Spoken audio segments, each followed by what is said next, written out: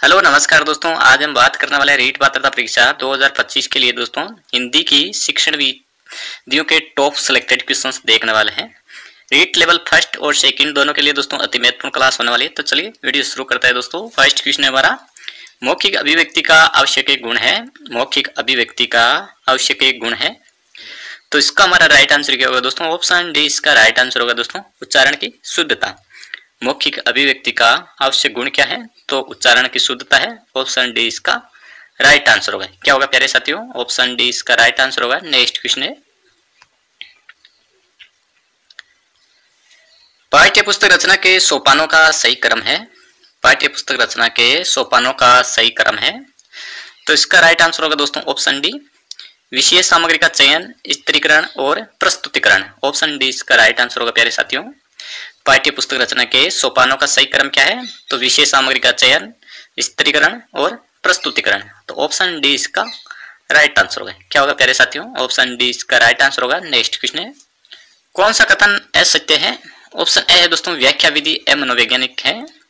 B है दोस्तों, इसमें छात्र व अध्यापक दोनों सक्रिय रहते हैं। सी है दोस्तों, यह विधि उच्च स्तर के लिए उपयोगी है। ऑप्शन डी है दोस्तों, यह विधि छात्र शिक्षक के अनुपात में बढ़िया है। तो ऑप्शन बी इसका राइट आंसर होगा दोस्तों। क्या होगा? ऑप्शन बी इसका राइट आंसर होगा। व्याख्यान विधि है, ये मनोवैज्ञानिक विधि है, लेकिन इसमें छात्र अध्यापक दोनों सक्रिय रहते हैं। ये बात दोस्तों गलत है। इसमें छात्र निष्क्रिय रहते हैं और अध्यापक इसमें सक्रिय रहते हैं। तो ऑप्शन बी इसका राइट आंसर होगा। क्या होगा प्यारे साथियों? ऑप्शन बी इसका राइट आंसर होगा। गलत कौन सा है? Option B. और व्याख्यान विधि है, मनोवैज्ञानिक विधि है, यह विधि उच्च स्तर के लिए उपयोगी है और यह विधि छात्र शिक्षक अनुपात में भी बढ़िया है। तो ऑप्शन बी इसका राइट आंसर होगा। नेक्स्ट क्वेश्चन है, परीक्षण विधि में कौन सी परीक्षा आती है? ऑप्शन ए है दोस्तों मौखिक परीक्षा, बी है दोस्तों लिखित परीक्षा, ऑप्शन सी है दोस्तों प्रायोगिक परीक्षा, ऑप्शन डी इसका राइट आंसर होगा दोस्तों ये सभी। परीक्षण है विधि में कौन कौन सी परीक्षा आती है? तो मौखिक परीक्षा, लिखित परीक्षा और प्रायोगिक परीक्षा है। ऑप्शन डी इसका राइट आंसर होगा। ये सभी आती है। ऑप्शन डी इसका राइट आंसर होगा। नेक्स्ट क्वेश्चन है, कौन सा कथन सत्य है? कौन सा कथन सत्य है? तो इसका राइट आंसर होगा दोस्तों ऑप्शन डी, संकोची प्रवृत्ति के बालकों के लिए मौन वाचन उपयोगी है। ऑप्शन डी इसका राइट आंसर होगा। क्या होगा प्यारे साथियों? ऑप्शन डी इसका राइट आंसर होगा, जबकि ये सब गलत है। ऑप्शन डी इसका राइट आंसर होगा। नेक्स्ट क्वेश्चन है, गंभीर वाचन या पठन का गुण कौन सा नहीं है? ऑप्शन ए है दोस्तों भाषा पर अधिकार करना, बी है दोस्तों केंद्रीय भाव की प्राप्ति करना, सी है दोस्तों नवीन सूचना एकत्रित करना, ऑप्शन डी है दोस्तों आनंद प्राप्त करना। तो ऑप्शन डी इसका राइट आंसर होगा दोस्तों। क्या होगा? ऑप्शन डी आनंद प्राप्त करना। गंभीर वाचन या पठन का गुण कौन कौन से हैं दोस्तों? भाषा पर अधिकार करना, केंद्रीय भाव की प्राप्ति करना और नवीन सूचना एकत्रित करना। तो ऑप्शन डी इसका राइट आंसर होगा। गंभीर वाचन या पठन के गुण ये तीन है दोस्तों, ये ध्यान रखना है आपको। भाषा पर अधिकार करना, केंद्रीय भाव की प्राप्ति करना और नवीन सूचना एकत्रित करना। आनंद प्राप्त करना ही है। ऑप्शन डी इसका राइट आंसर होगा। नेक्स्ट क्वेश्चन है, बड़ी कक्षाओं में प्रयोग की जाने वाली पद्धति व्याख्यान एक व्यवहारिक विधि है, ये कथन किसका है? बड़ी कक्षा में प्रयोग की जाने वाली पद्धति व्याख्यान एक व्यवहारिक विधि, ये कथन किसका है? तो ये बाइंडिंग एंड बाइंडिंग का है। ऑप्शन ए इसका राइट आंसर होगा प्यारे साथियों। क्या होगा? ऑप्शन ए इसका राइट आंसर होगा। बड़ी कक्षा में प्रयोग की जाने वाली पद्धति व्याख्यान एक व्यवहारिक विधि है, ये कथन किसका है? तो बाइंडिंग एंड बाइंडिंग का। ऑप्शन ए इसका राइट आंसर होगा। नेक्स्ट क्वेश्चन है, उपचारात्मक शिक्षण में क्या नहीं होना चाहिए? उपचारात्मक शिक्षण में क्या नहीं होना चाहिए?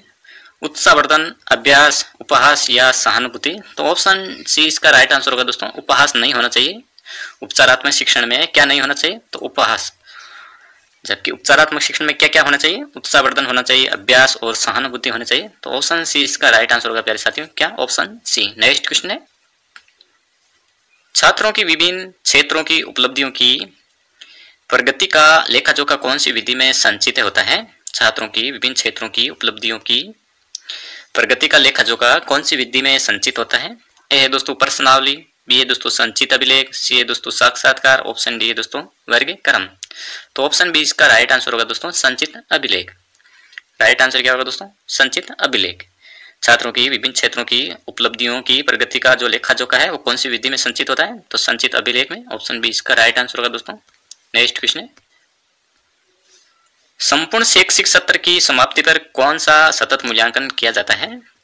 ए है दोस्तों निदानात्मक मूल्यांकन, बी है दोस्तों रचनात्मक मूल्यांकन, ऑप्शन डी है दोस्तों संकलनात्मक मूल्यांकन। तो ऑप्शन डी इसका राइट आंसर होगा दोस्तों संकलनात्मक मूल्यांकन। ऑप्शन डी इसका राइट आंसर होगा। क्या होगा प्यारे साथियों? Option D.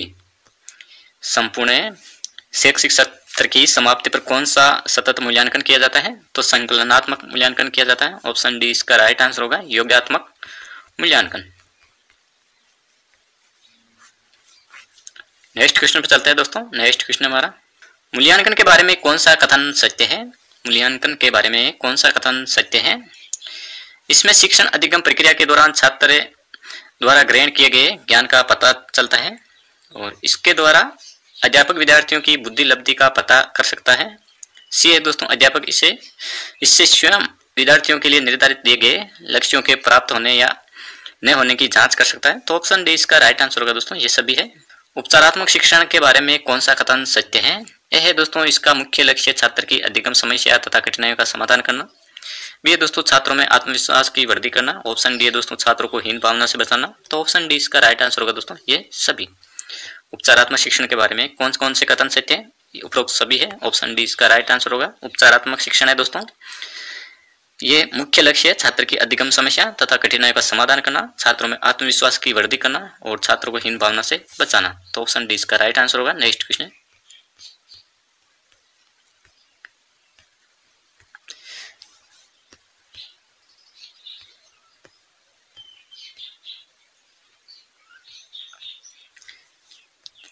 वस्तुनिष्ठ प्रश्न का प्रकार है। वस्तुनिष्ठ प्रश्न का प्रकार है आलोचनात्मक प्रश्न, विश्लेषणात्मक प्रश्न, मिलान प्रश्न, व्याख्यात्मक प्रश्न। तो ऑप्शन सी इसका राइट आंसर होगा दोस्तों, मिलान प्रश्न।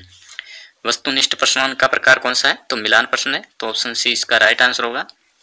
मिलान प्रश्न जैसे हमने यहाँ दे दिया ए, इधर दे दिया बे, इधर दे दिया से और इधर दे दिया 1 2 3। अब इसमें से दोस्तों मिलान करना रहता है इधर से। तो यही प्रश्न है दोस्तों, वस्तुनिष्ठ प्रश्न का प्रकार है। तो ऑप्शन सी इसका राइट आंसर होगा। नेक्स्ट क्वेश्चन, कौन सा कथन असत्य है? कौन सा कथन असत्य है? किंडरगार्टन पद्धति के बारे में कौन कौन से कथन सत्य है? किंडरगार्टन पद्धति के जन्मदाता जर्मन शिक्षा शास्त्री फ्रोबेल है और इन्होंने खेल द्वारा शिक्षा पर बल दिया था और इनके अनुसार दोस्तों पहले बालक को आत्म प्रकाशन का अवसर देना चाहिए जो खेल द्वारा संभव है। तो ऑप्शन सी इसका राइट आंसर होगा दोस्तों। गलत कौन सा है? ऑप्शन सी, बाकी तीनों सही है। नेक्स्ट क्वेश्चन है, सत्य असत्य परीक्षण कहलाता है। सत्य असत्य परीक्षण कहलाता है बहुसंख्यक चुनाव परीक्षण, एकांतर प्रत्युत्तर परीक्षण, सी है दोस्तों समरूप परीक्षण है, ऑप्शन डी है दोस्तों बहुरिक्त स्थान पूरक परीक्षण। तो ऑप्शन बी इसका राइट आंसर होगा दोस्तों, एकांतर प्रत्युत्तर परीक्षण। सत्य असत्य परीक्षण कहलाता है तो एकांतर प्रत्युत्तर परीक्षण कहलाता है। ऑप्शन बी इसका राइट आंसर होगा।